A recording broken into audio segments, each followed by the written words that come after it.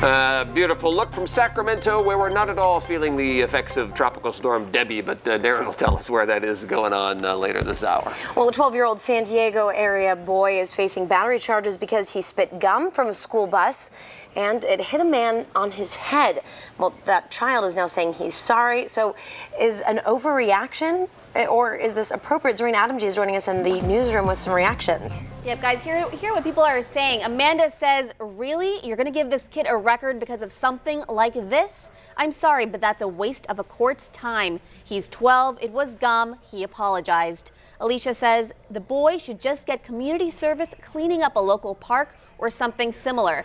And Sean says, wow, this is ridiculous. Paul and Bethany, what do you guys think about the scenario? I think our viewers are extremely astute. It is, of course, stupid and silly, and they probably have some sort of zero tolerance policy. And whenever you hear zero tolerance, inevitably stupid things happen. You got to give people discretion, right? It doesn't seem like it was. I mean, it's a dopey kid. He ought to get in some trouble, but he's not like he's a major felon. 5:42, we begin our World Connection in Egypt, where a landmark election is over and a new president has been declared. This was the first election in 7,000 years, and thousands gathered in Cairo to celebrate the victory of Mohammed Morsi, a Muslim Brotherhood candidate. The 61-year-old, he's U.S. educated. I think he has a doctorate from USC, by the way. Just dropped his affiliation with the Brotherhood in order to unify the country. He says he's going to take the oath in the coming days. It's interesting, the military has really stepped up their power in that country, and we'll see how much the military lets him rule. Heavy rain triggered a flood and landslides in China, stranding some travelers. Look at the power of Mother Nature there. 16 people have died from the fallout of the torrential rains. The fast-moving water rushed past these two buses, briefly trapping passengers inside before they were all able to get out safely.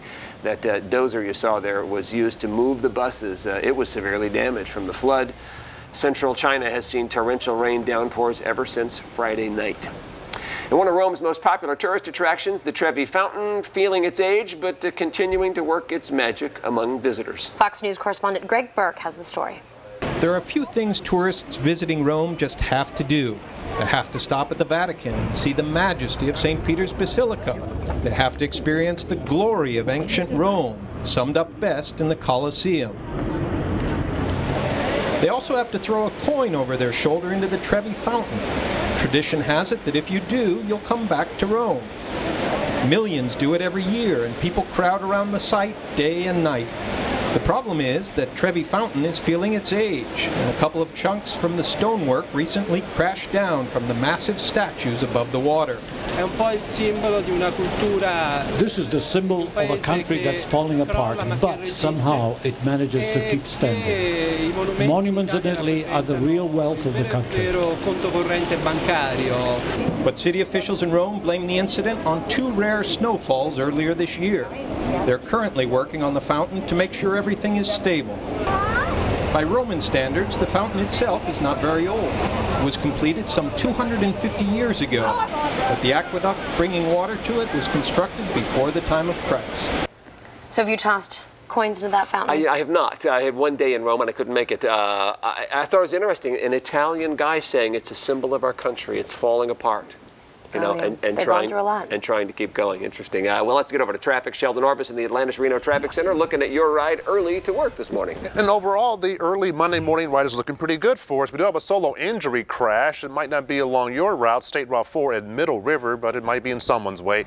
No word of extent of injuries. The vehicle's about 50 feet off the roadway, and all necessary help is on scene.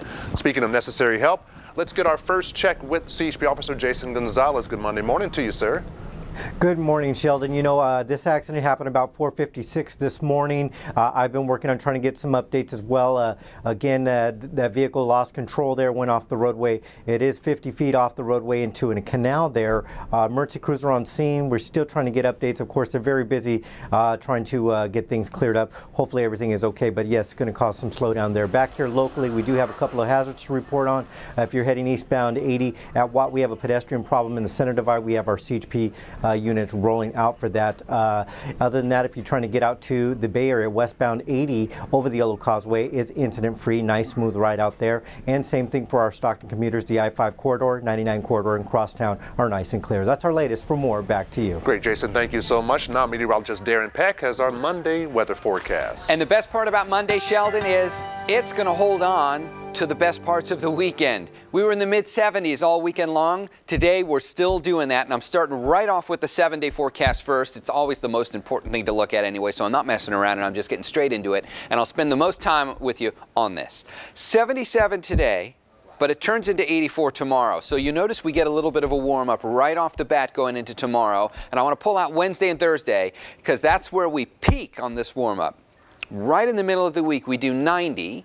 We pretty much hold the line for Thursday as well before we start coming back down a little bit going into next week. And you can see the Saturday and Sunday time frame gets us back down into the 80s. So how is it that today we're still in the 70s outside for daytime highs? There's still another storm to get through. And all weekend long, we've been watching this weak little thing sitting right off the coast of California, throws one storm on after another, and there's been rain up through Northern California over the course of the last several days, and that's the way it stays today. Here's the Futurecast. We do it again. 2 o'clock, showers start to roll right into the coast. It stays that way through about 5. Now watch what happens as we get into the late afternoon and evening. The rain completely skips over the Central Valley and goes right over towards the Sierra Nevada. So by 7 o'clock, we're starting to see a few showers show up around Grass Valley and along the Coast Range. And there's nothing going on over the Central Valley. We may have a few clouds, and that will be about it. By 9 o'clock, we've got a few showers in between 80 and 50, and then it's done. We clear out, and tomorrow it's plenty of sunshine, and that brings us right back to where we started. This is a great looking forecast, guys. Considering the time of year it is, the warmest temperature at 90, that's normal. That's actually where we should be for this time of year, and we're going to spend most of this 7-day below that mark. Not bad. All right, guys, back over to you. Thanks, Darren. A big surprise for the city of Santa Clara and the San Francisco 49ers after the county announced that they're going to be pulling $30 million in tax funds that would have been used for that new 49ers stadium.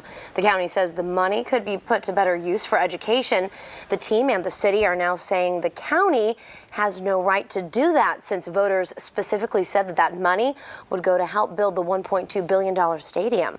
They plan to issue an official response to the plan sometime this week. Isn't that interesting? Oh, it'll be a good local stink, and we'll cover that from a distance. As you know, we couldn't figure out how to build a local stadium, and looked like they had it figured out. It certainly did. We'll see what happens. Rivalries in sports, that's what makes an average game in the middle of the season interesting to the casual fan. Yeah, but after the game between the A's and the Giants Sunday, Mark Dembski thinks, yeah, well, those fans definitely got their money's worth.